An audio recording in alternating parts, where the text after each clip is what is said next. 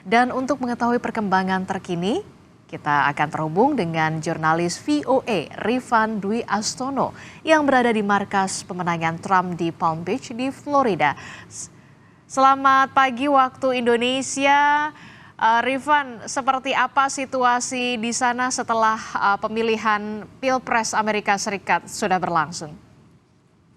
Adisi, saat ini memang suasana di sekitar markas pemenangan Donald Trump yang berada di belakang saya ini, gedung serbaguna namanya Palm Beach County Convention Center di Florida. Lokasinya hanya 15 menit berkendara dari kediaman Trump di Mar-a-Lago.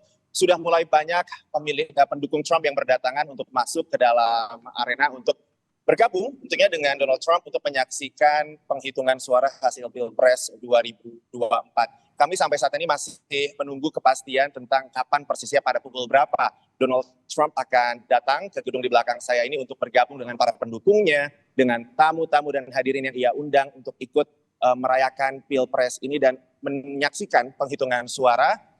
Tapi memang saat diwawancara oleh wartawan tadi siang setelah ia memberikan atau menggunakan hak pilihnya di TPS di Florida ini, Trump sempat mengatakan kepada awak media bahwa ia biasanya akan datang ke lokasi markas pemenangan pada malam pemilu sekitar pukul 10 malam atau sekitar 11 malam waktu setempat.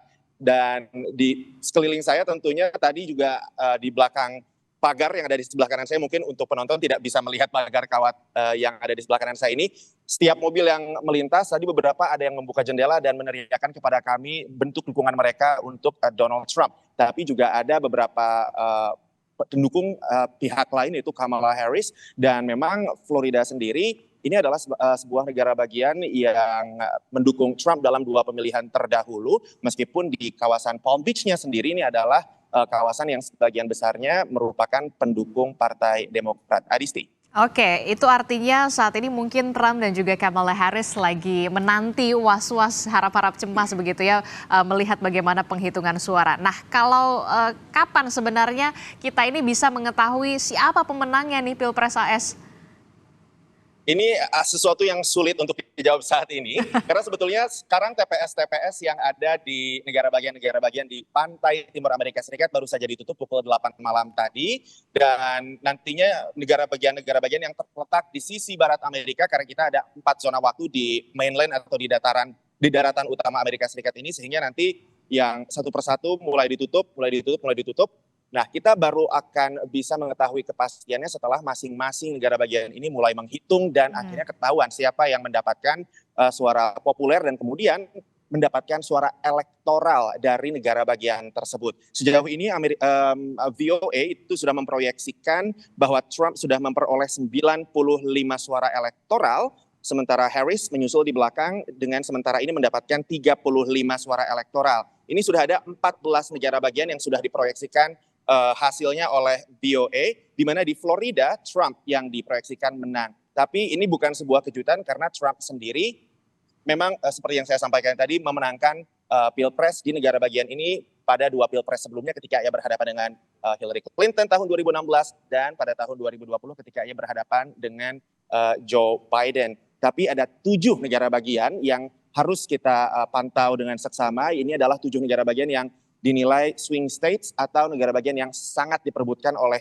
Harris dan Trump karena suara mereka masih saling susul-menyusul ketika dalam jejak pendapat terakhir, sehingga suara siapapun yang memenangkan 7 negara bagian ini itu akan mendapatkan keunggulan dan membuat mereka semakin dekat ke kursi di kepresidenan di Gedung Putih. Nah, kapan persisnya kita akan tahu?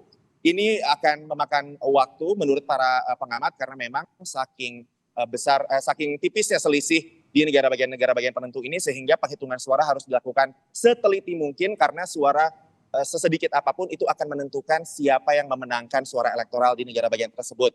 Di tahun 2020 misalnya di negara bagian Pennsylvania, salah satu negara bagian swing state, itu baru di-call atau diproyeksikan kemenangannya 4 hari pasca pemilu, dan para pengamat memprediksi tahun ini pun Pilpres hasilnya baru akan diketahui beberapa hari setelah pemilu. Tapi tentunya kita akan terus melaporkan untuk teman-teman Kompas TV perkembangan setiap saat. Apakah jangan-jangan besok pagi waktu Amerika Serikat kita sudah bisa mendapatkan gambaran kira-kira siapa yang lebih unggul dalam persaingan menuju ke Gedung Putih ini, Adisti. Oke, rasa-rasanya persaingannya ketat begitu tipis begitu ya antara Kamala Harris dan juga Donald Trump ini. Nah, Anda berada di Palm Beach di tempat di mana nanti Donald Trump rencananya akan berada di sana. Nah, apakah sudah ada informasi kemudian tadi Anda sebutkan pada pukul 10 atau 11 malam Trump rencananya nanti akan berada di sana dan apakah nanti akan ada pernyataan resmi dari Trump? Ya, sejauh ini yang kita ketahui adalah bahwa Trump akan datang ikut nobar di markas pemenangannya pada malam pemilu ini, dan informasi yang kami terima juga tim VOA mendapatkan informasi bahwa Trump dijadwalkan akan memberikan pidato di dalam.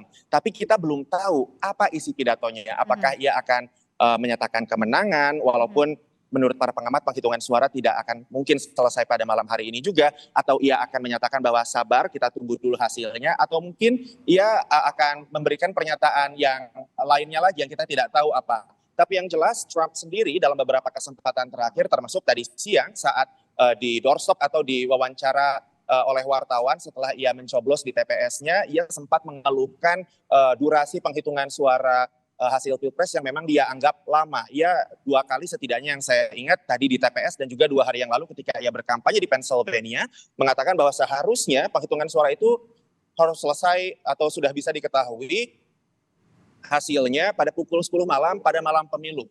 Tapi ini oleh para pengamat dianggap sebagai sesuatu yang tidak mungkin dilakukan dengan alasan seperti yang saya sampaikan tadi bahwa mekanisme penghitungan suara itu kompleks karena pemilu di Amerika ini bukan hanya pilpres saja, pada hari ini juga para pemilih harus memilih anggota Kongres, intinya anggota legislatif, kemudian ada referendum kebijakan yang harus di voting. Jadi penghitungan suaranya ini berlapis dan juga panjang sehingga sepertinya tidak memungkinkan untuk kita ketahui hasilnya malam ini. Tapi kita nanti akan pantau apakah Trump akan memberikan pidato kemenangan atau pidato dengan isi lainnya, Adisti. Oke, kita akan pantau terus soal penghitungannya dari Indonesia. Nah, terakhir, Rifan, apa sebenarnya kata diaspora Indonesia yang kemudian ikut memilih dalam Pilpres kali ini? Saya setidaknya sudah bertemu dengan 3 diaspora Indonesia di Florida ini yang ikut memilih. Mereka adalah warga negara Amerika Serikat yang berhak untuk memilih dan menentukan siapa presiden berikutnya di negara ini. Dan saya bertemu dengan 3 diaspora yang memang memiliki pilihan politik yang berbeda-beda. Ada yang memilih Trump karena memang sejak dulu ia adalah seorang Republican atau pendukung Partai Republik. Ada juga yang mendukung Kamala Harris yang memang sejak dulu mendukung Partai Demokrat, dan ada juga yang saya temui adalah yang undecided atau yang masih galau sampai detik-detik terakhir sebelum masuk ke kotak, maksud saya ke bilik suara. Dan memang alasan mereka berbeda-beda. Yang mendukung Trump karena ia merasa bahwa perekonomian di bawah pemerintahan Trump dulu bagus, kemudian ia juga mendukung isu imigrasi yang kebijakannya lebih tegas di bawah Trump. Sementara yang mendukung Kamala Harris, ia merasa bahwa ini saatnya Amerika memiliki presiden perempuan pertama. Dia sempat mengatakan bahwa Indonesia saja yang merdeka lebih baru daripada Amerika sudah punya Megawati Soekarno Putri sebagai presiden. Ini saatnya Amerika juga punya presiden perempuan. Sementara yang undecided ketika saya tanya tadi, akhirnya ia mengatakan bahwa ia memilih Kamala Harris, tapi ia mengatakan bahwa kedua kandidat dalam Pilpres kali ini, baik Kamala maupun Donald Trump, itu dua-duanya bukan kandidat yang sempurna, yang ia harapkan, bukan kandidat yang ideal. Jadi memang suaranya sangat beragam di kalangan diaspora Indonesia dalam Pilpres kali ini, Adisti. Oke, baik, kita akan tunggu dan juga kita akan pantau terus perkembangannya dari sana. Terima kasih jurnalis VOA Rifan Dwi Astono melaporkan. Terima kasih, selamat bertugas.